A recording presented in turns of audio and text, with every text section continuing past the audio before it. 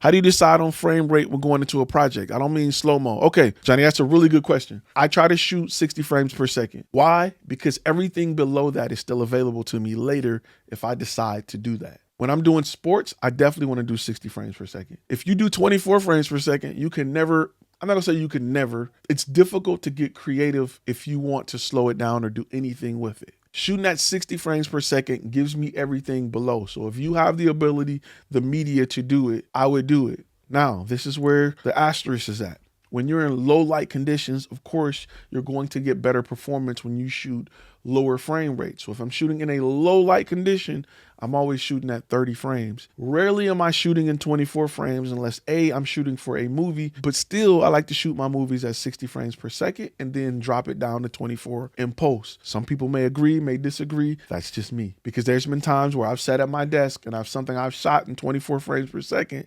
I'm like, man, I wish I could slow this down just a little bit, and I can't, or I got to use something like Twixtor or something to try to emulate slower motion. How much do you overshoot versus what you plan to shoot doing pre-production? So this is the thing I tell you all the time. As an amateur, I used to shoot everything in hopes that I had something great. As a professional, I knew exactly what to capture. So often I'm shooting exactly what I have to capture, and then I'll capture just a little bit extra, 10, 20 shots extra, just if I see something that I didn't think of while I was writing it. And it depends on the situation. If it's a live action event, I'm capturing a lot of B-roll because I can't go back and do it. But usually when I'm doing a talking head, I like to do all my talking head shots first on my itinerary because I'm taking notes, or I have my assistant taking notes on things that they're talking about to make sure we have B-roll, because people like to ramble. And I want to make sure I have B-roll to cover it if we decide to keep that rambling. And I've had that happen quite often. Are there better niches for older folks?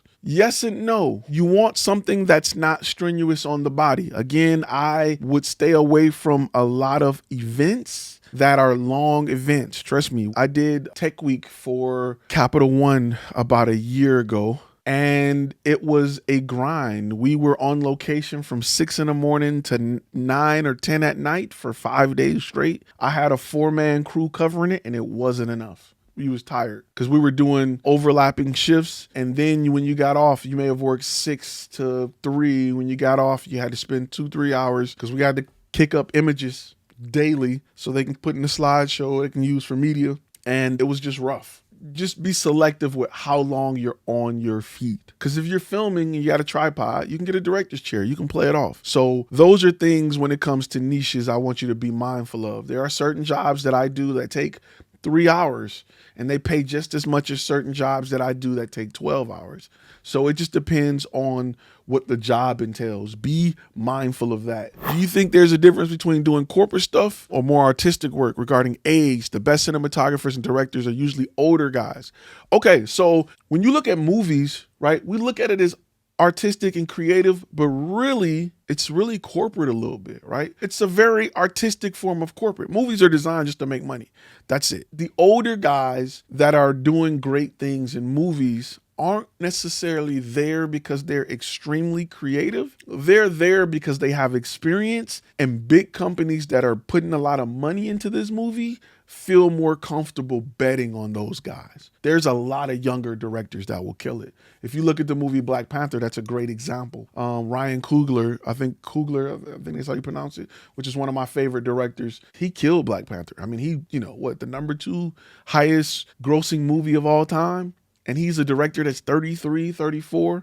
So being older doesn't necessarily mean you're better. It's just that when it's a lot of money on the line, they feel a little comfortable with somebody who has a track record of it. And it helps if you have a name to attach to it. That's why Spielberg gets paid a lot of money just to be a producer, just to look at it and be like, yeah, that's dope. Okay, put my name on it, cut me my $2 million check, I'm going back to sleep. So those are times that names help sell it. What's one of the best selling points on a phone call with a new potential client? My best selling point, honestly, is listening to them and asking them questions they never thought about. When I told you, like whenever a client say, you know what, I never thought about that. That lets them know that you are a subject matter expert and you have experience in this. and they feel more confident. My biggest selling point is helping clients understand, that we have the experience to do this, and you do that by asking the right questions and listening. How do you manage to balance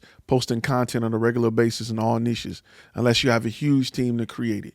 So I like to keep it simple, and all of my niches are in line so that I can create one or two things that will span over 2 events. I'll give you an example. We do corporate event photography, corporate event video. Well, I can post some photography that covers both on our social media channel. It appeals to both. So my niches aren't that far apart where one thing is completely turning somebody off. I'm not posting wedding photography and then posting corporate event photography. My niches are in line. So that is a way to do it where you can do a one-hit wonder and kind of get everything out. Ty, I'm about to get business insurance for the first time. Any areas of advice you can give? I actually talk about this in Master Course Module 1, but make sure you get a policy that actually literally covers the price for your gear. Keep in mind that they're going to try to pay you on a depreciated value. So overshoot. If you got $50,000 worth of gear, you get $60,000 worth of coverage.